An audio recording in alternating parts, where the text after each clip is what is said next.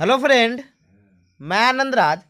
आप सबों के बीच देखिए, आज हम देखिए इससे पहले हम सीडीपी का देखिए हम पियाजे का थ्योरी पढ़ा देते हैं। जो नहीं देखेंगे देखिए वो पियाजे का थ्योरी आप देख लीजिएगा, आपका एक भी क्वेश्चन नहीं छूटेगा पियाजे से रिलेटेड। समझे? आपका 2 से 3 नंबर आपका पियाजे से आता ही है। कोहलबर्ग से आपका 1 से 2 नंबर का क्वेश्चन पूछता है। तो हम आज कोहलबर्ग का, लॉरेंस कोहलबर्ग जो था, नैतिक विकास का सिद्धांत दिया था, उसी का हम आज सिद्धांत लेके आए और इसमें आपका ऑब्जेक्टिव क्वेश्चन भी मिलेगा। देखिए इसके बाद हम वाइगोस्की पढ़ा देंगे और आपका जो 10-15 जो आपका सीडीपी का टॉपिक है ख़त्म हो जाएगा। उसके बाद आपका हम मैथ का और ईवीएस का और हिंदी इंग्लिश सब का करवा देंगे और आप लोग इसका टेंशन नहीं लीजिए। समझे? तो आइए हम स्टार्ट करते हैं। देखिए लिखा हुआ है लॉरेंस कोहलबर्ग का नैतिक विकास का सिद्धांत, यानी moral development of Lawrence Kohlberg. यानी पूछेगा, आपका पहला ही क्वेश्चन पूछेगा कि पूछ सकता है कि लॉरेंस कोहलबर्ग ने किस मतलब बालक के किस विकास का सिद्धांत दिया था। तो नैतिक विकास का सिद्धांत यानी मोरल डेवलपमेंट का सिद्धांत दिया था। समझे? तो आइए हम देखते हैं। देखिए कोहलबर्ग लिखा हुआ, पहला ही क्वेश्चन याद रखिएगा कि जो कोहलबर्ग था नैतिक विकास का सिद्धांत दिया था। जैसे पियाजे क्या दिया था, संज्ञानात्मक विकास का सिद्धांत दिया था, वैसे ही आपका एरिक्सन मोनोसामाजिक विकास का सिद्धांत दिया था। वैसे ही आपका कौन था, वाइगोस्की सामाजिक सांस्कृतिक विकास का सिद्धांत दिया था। वैसे ही आपका कौन, लॉरेंस कोहलबर्ग नैतिक विकास का सिद्धांत दिया था। देखिए यहाँ पर लिखा हुआ है, यहाँ पर आप देखिएगा एक चीज लिखा हुआ है कि आपका यहाँ कोहलबर्ग लिखा हुआ है और लिखा है 1927 से लेकर 1987, यानी 1987 में इनका 27 में इनका जन्म हुआ था और 1987 में इनका क्या हो गया था, मृत्यु हो गया था। तो वही लिखा है कि लॉरेंस कोहलबर्ग एक अमेरिकन मनोवैज्ञानिक थे। पूछेगा कि लॉरेंस कोहलबर्ग कहाँ के वैज्ञानिक थे, तो एक अमेरिकन मनोवैज्ञानिक थे। फिर लिखा हुआ है कि लॉरेंस कोहलबर्ग, फिर लिखा हुआ है आपका कि लॉरेंस कोहलबर्ग ने नैतिकता के बारे में बताया कि नैतिकता जन्मजात नहीं होता है, कोई भी बच्चों का नैतिक विकास समाज में ही होता है। यानी कहने का मतलब हुआ कि देखिए जो आपका लॉरेंस कोहलबर्ग थे वो कहे हुए थे कि जो नैतिकता के बारे में बताया कि नैतिकता क्या होता है, जन्मजात नहीं होता है। यानी जन्मजात करने का मतलब बच्चा जन्म से नहीं आता है, जन्म से ही मतलब बच्चा का जन्म लेता है उसी समय उसमें नैतिक गुण नहीं आ जाता है। बच्चा क्या होता है कि बच्चा में नैतिकता का विकास कहाँ होता है, उसके समाज में होता है। उनके कहने का मतलब था। तो ये कह रहा है कि कोहलबर्ग ने नैतिकता के बारे में बताया कि नैतिकता जन्मजात नहीं होता है, कोई भी बच्चों का नैतिक विकास समाज में ही होता है। समझे? यानी नैतिक विकास किस में होता है, समाज में। यानी आप जैसा समाज में रहिएगा, आप अच्छा समाज में रहिएगा तो आप में अच्छा नैतिक विकास होगा। आप खराब समाज में रहेगा तो आप में खराब नैतिक विकास होगा। तो वही लॉरेंस कोहलबर्ग कहे थे कि बच्चों में क्या होता है, जन्मजात नैतिक विकास नहीं होता है, उसमें जैसा समाज में रहेगा वैसे उसका नैतिक विकास होगा। फिर लिखा है अर्थात बालक का जन्म होता है तो वह न तो नैतिक होता है और न ही अनैतिक। यानी बच्चा जन्म होता है यानी वो कोरा कागज के समान होता है। समझे?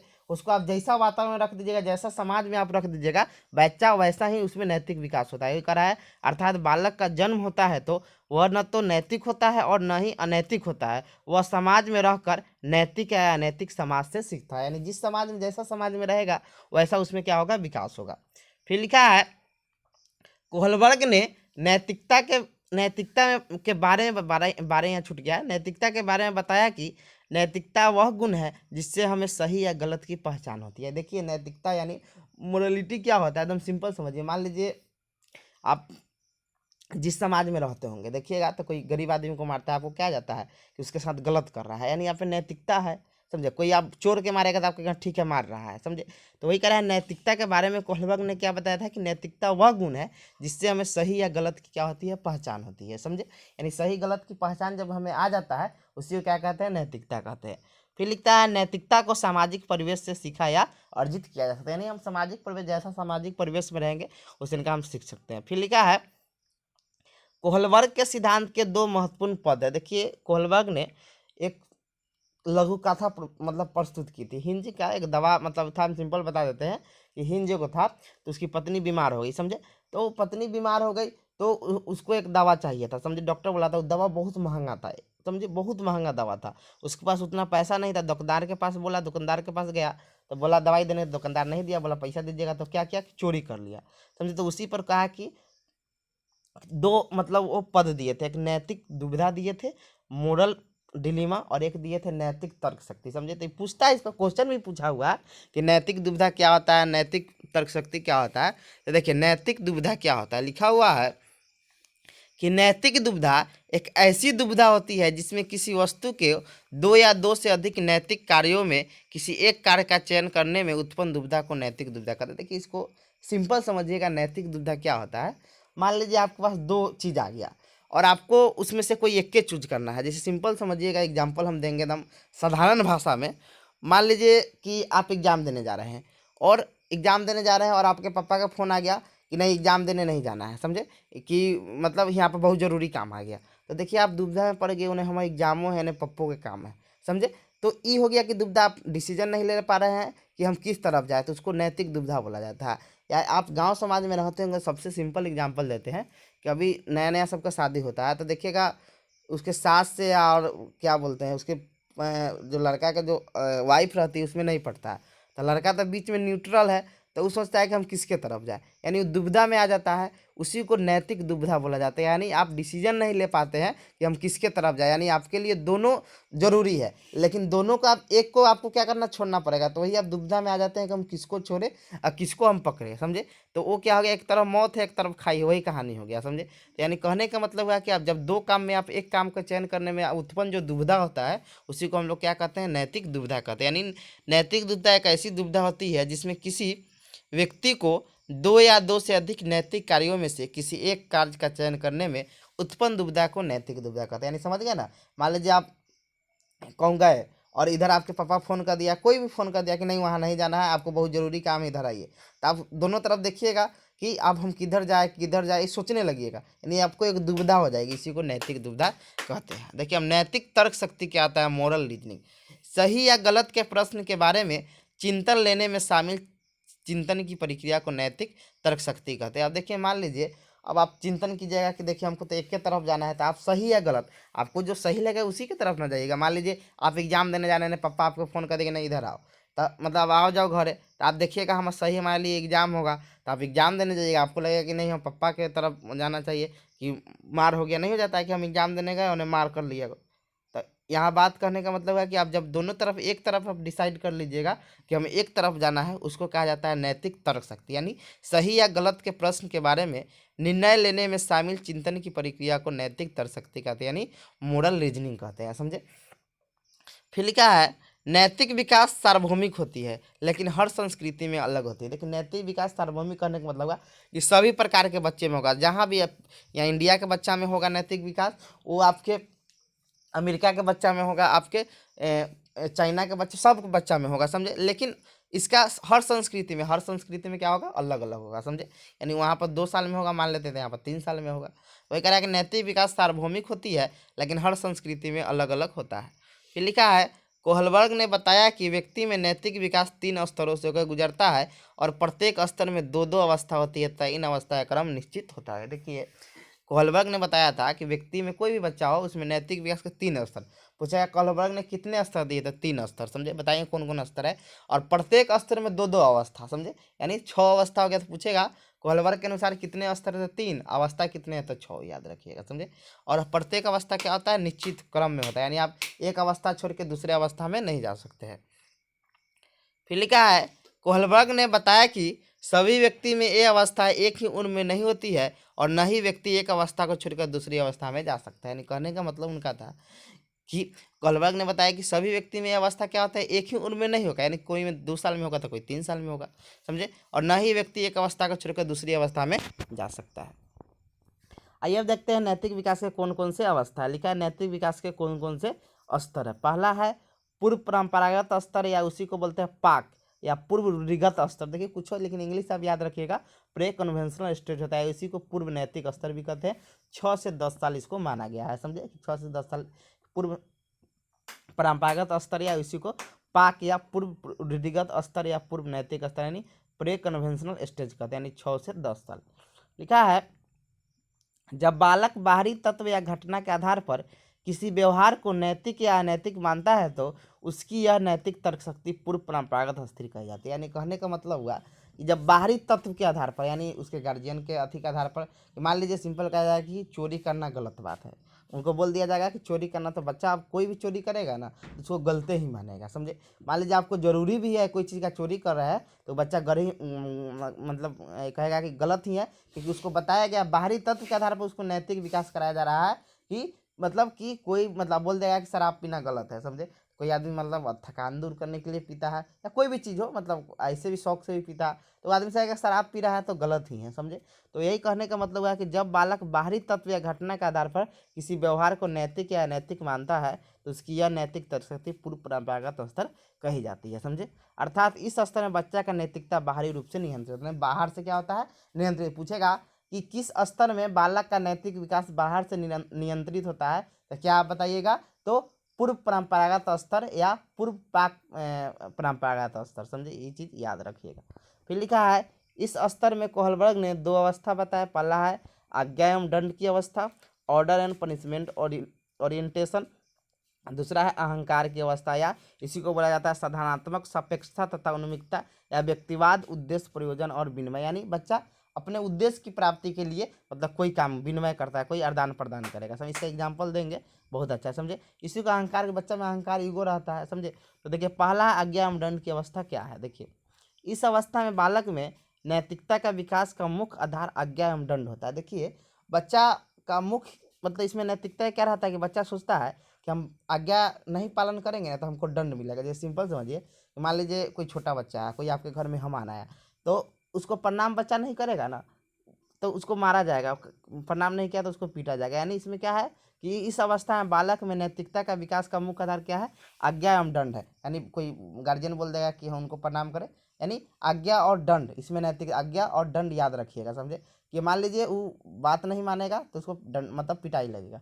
वही चीज़ है कि यह अवस्था में बालक में नैतिकता का विकास का मुख्य आधार आज्ञा एवं दंड होता है। यानी बालक सोचता है कि दंड से बचने के लिए आदेश या आज्ञा का पालन करना चाहिए, समझे। यानी बच्चा जानना है कि हम उनका बात नहीं मानेंगे तो हमको पिटाई लगे। मान लीजिए आपके घर में कोई मेहमान आ गया और उसको प्रणाम नहीं करेगा, आप भी नहीं, छोटा चाहे हम भी नहीं करते थे, हम लोग भी पिटाते थे, ये चीज़ सही बात है।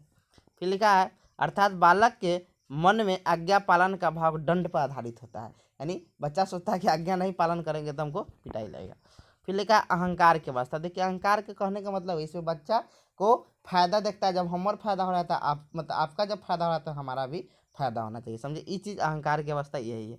लिखा है इस अवस्था को जैसे को तैसे की अवस्था कहा है, टिट फॉर टैट। यानी हम आपको काम कर रहे हैं तो मेरा भी काम होना चाहिए। जैसे एक बच्चा ने दूसरे बच्चे की पेंसिल तोड़ दी तो दूसरे बच्चे ने भी इसकी पेंसिल तोड़ दी। यानी कहने का मतलब हुआ कि आप हम नहीं देखते थे बचपन में कि वो उसको मार देता था दो चाटी तो वो भी दो चाटी मार देता था, समझे। यानी वो कुछ कर देता था वो भी कर देता। इसको बोला जाता है कि अहंकार की अवस्था। बच्चा में ईगो है कि वो कैसे कर दिया, तो मतलब ईगो नहीं होता है। तो वही चीज़ कर रहा है कि इस अवस्था को जैसे कि तैसे की अवस्था कहते हैं। यानी एक बच्चा ने दूसरे बच्चे का पेंसिल तोड़ दी तो दूसरे बच्चे ने भी उसकी पेंसिल तोड़ दी। या दूसरा एग्जांपल दे सकते हैं, कोई बालक कहता है कि आप मेरी बात मान लीजिएगा तो मैं भी आपकी बात सारी बात मान लूँगा। यानी बच्चा कहेगा कि हमारे ये काम कर दीजिए, मैं छोटा बच्चा नहीं कहता, तो हम भी आपका काम कर देंगे, समझिए। जैसे सिंपल समझिए, जैसे बच्चा कहता था कि ये हमारा काम कर दिएगा तब स्कूल जाएंगे। या सिंपल समझिए ना, पहले के ज़माना में कोई मतलब जो अथी होता था, चिट्ठी उठी जाता था, जो अथी वाला चिट्ठी उठी जाता था कोई अथी को लड़की को देना रहता था, उसमें बच्चा को पहले चॉकलेट दीजिएगा तब वो आपका चिट्ठी को वहाँ पर ट्रांसफ़र करेगा, समझे। तो ये कहने का मतलब हुआ कि इस अवस्था में क्या होता है कि बच्चा कहता है कि हमारा काम होगा तभी हम आपका काम करेंगे। यानी बच्चा में अहंकार रहता है, यानी जैसे को तैसे की अवस्था कहते हैं। दूसरा है आपका परंपरागत या रूढ़िगत या नैतिक स्तर। इसको बोलते हैं परंपरागत या रूढ़िगत या नैतिक स्तर। इसमें होता है दूसरे के मंजूरी के आधार पर इसमें नैतिकता का विकास होता है। पहले का जो आप कहा था पूर्व परंपरागत स्तर, उसमें होता था क्या कि बाहरी तत्व के आधार पर मतलब नैतिकता का विकास होता था। इसमें होता था कि दूसरे के मंजूरी की, दूसरा बोल दिया कि ये चीज़ आपको सही है तो उसी के आधार पर आप चल रहे हैं, समझे।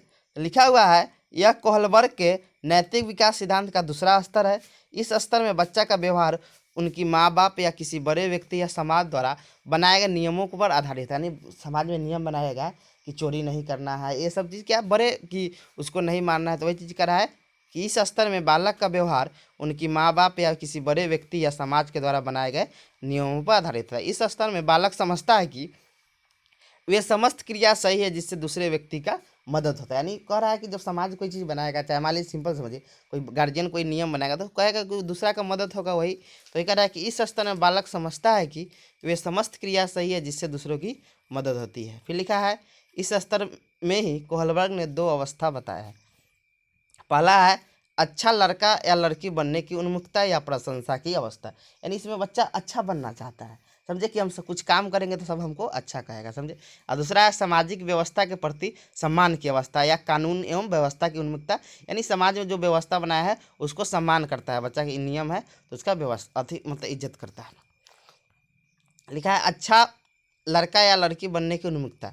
लिखा है इस अवस्था में बच्चा वही क्रिया करना चाहता है जिससे उसकी प्रशंसा हो। यानी बालक उस व्यवहार को नैतिक मानता है जिसकी उसकी प्रशंसा हो। यानी बच्चा सोचता है कि हम कोई भी काम करें जिसमें हमको बड़ाई हो, वह उस कार्य को क्या मानता है, नैतिक मानता है। जैसे यदि आप ईमानदार है तो आपके ईमानदार बने रहना चाहिए ताकि आपके माता पिता आपके ऊपर गर्व करेंगे, समझे।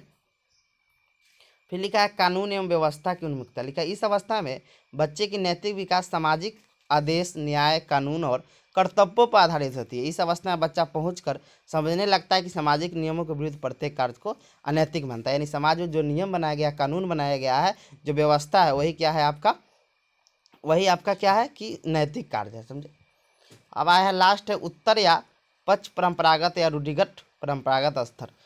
इसको बोलते हैं पोस्ट कन्वेंशनल लेवल। 13 साल से ऊपर माना गया है।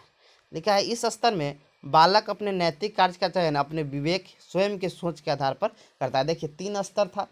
पहला था पूर्व परंपरागत स्तर, उसमें बच्चा बाहरी तत्व के आधार यानी माता पिता जो बोलता था वही करता था। दूसरा था उसमें दूसरे के नियम जो बना दिया गया उस पर आधारित था। तीसरा है बच्चा अपने मतलब सोच के आधार पर, अपने विवेक के आधार पर इसमें नैतिक कार्य किसी को मानता है। कह रहा है कि इस स्तर में बालक अपने नैतिक कार्य का चयन अपने विवेक के आधार पर करता है। इसमें भी 2 अवस्था है। पहला सामाजिक अनुबंध विमुक्ता या सामाजिक समझौते की अवस्था। दूसरा है सार्वभौमिक सिद्धांत की अवस्था या विवेक की अवस्था।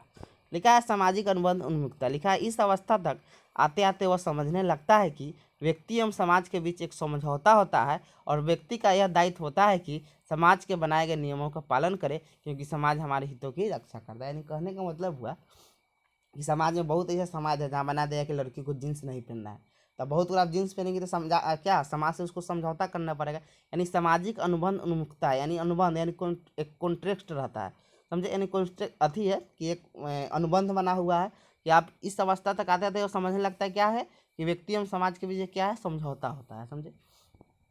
तो यानी कहने का मतलब हुआ इसमें इसमें क्या होता है कि एक आपको अनुबंध करना पड़ता है, यानी आपको कोई चीज़ से क्या करना है, अनुबंध करना पड़ेगा। फिर आपका लास्ट है इसमें सार्वभौमिक सिद्धांत की अवस्था या विवेक की अवस्था।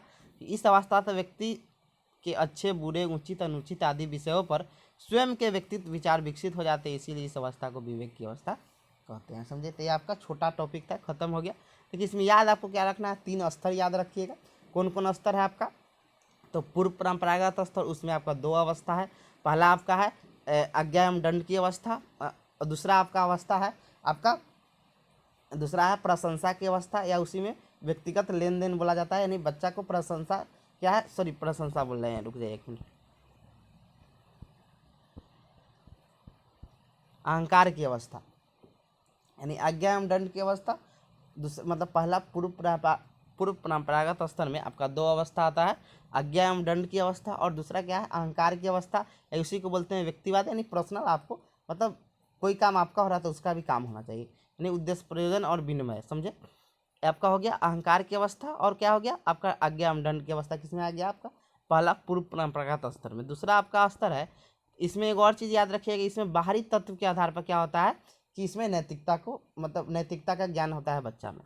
दूसरा आपका अवस्था है परंपरागत या रूढ़िगत या नैतिक स्तर, इसमें होता है दूसरे के मंजूरी के आधार पर। दूसरा बोल दिया ये काम सही है तो बच्चा वही काम को क्या करता है, सही मानता है, समझे।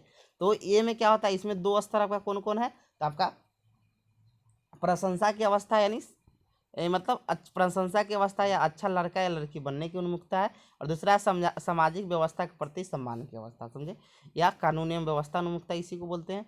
और इसमें आप तीसरा में आ जाइएगा, तीसरा है उत्तर या पक्ष परंपरागत स्तर, उत्तर रूढ़िगत स्तर, जिसे पोस्ट कन्वेंशनल लेवल कहते हैं।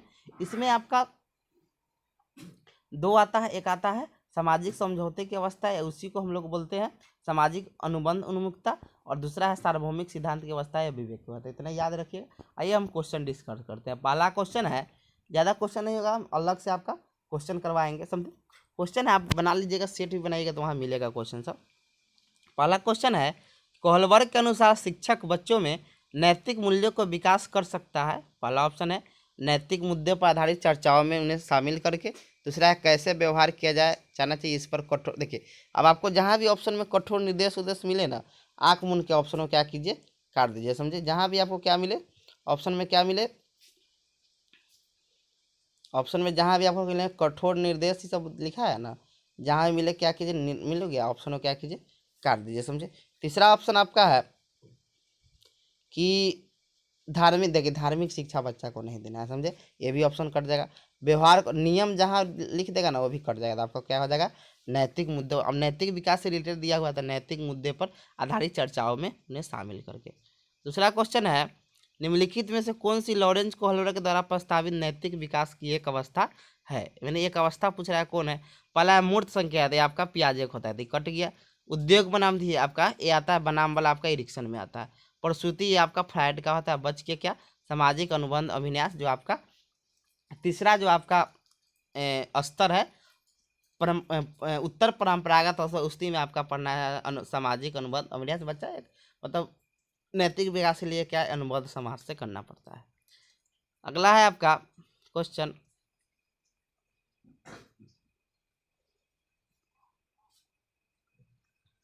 कि एक बच्चा तर्क प्रस्तुत करता है कि हिंज को दवाई की चोरी नहीं करनी चाहिए, क्योंकि यदि वह ऐसा करता है तो उसे पकड़ा जाएगा और जेल भेज दिया जाएगा।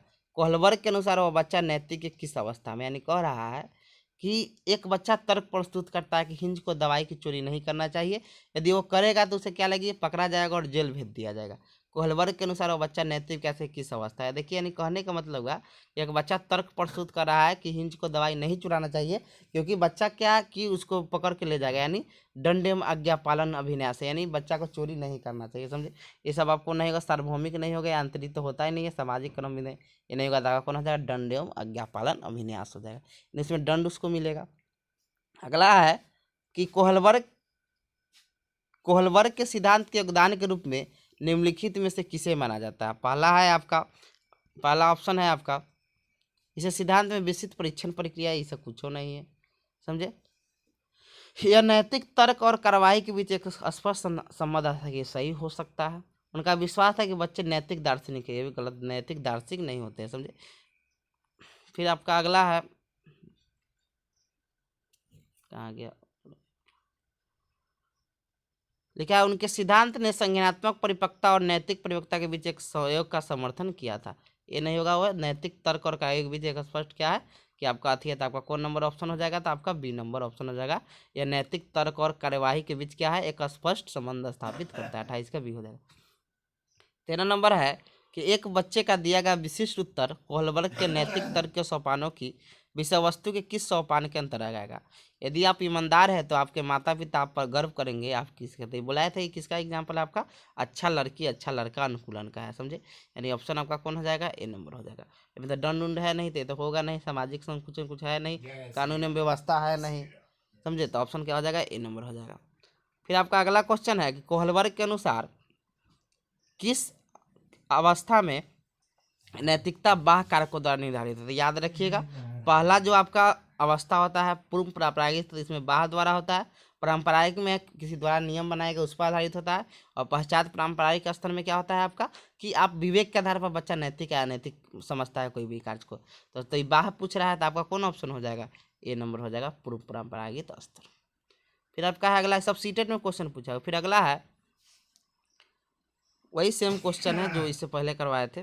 अगले क्या है, कोहलबर्ग ने प्रस्तुत किए थे, कौन सिद्धांत प्रस्तुत किए थे, आपको बोले थे नैतिक विकास के सिद्धांत, इसका कौन हो जाएगा, 6 का सी हो जाएगा। और संज्ञानात्मक विकास का सिद्धांत कौन प्रस्तुत किया था, तो पियाजे किया हुआ था। फिर अगला है आपका, कोहलबर्ग के सिद्धांत के अनुसार पूर्व परंपरागत स्तर के अनुसार कोई भी नैतिक निर्णय लेते समय एक व्यक्ति निम्नलिखित में किस तरह प्रभावित करता है। पहला पारिवारिक अपेक्षाएं, अंतर्निहित संभावित दंड, यानी बच्चा क्या करता है पूर्व परंपरागत स्तर में है तो बच्चा क्या करेगा, उसमें बच्चा क्या रहेगा कि उसमें अंतर्निहित संभावित दंड रहेगा, समझे। तो ये आपका क्या हो जाएगा, ए नंबर हो जाएगा। ये आपका हो गया, समझे। तो अब आपका इतने क्वेश्चन और भी आपको बाद में हम क्वेश्चन करवाएंगे, समझे। Thank you.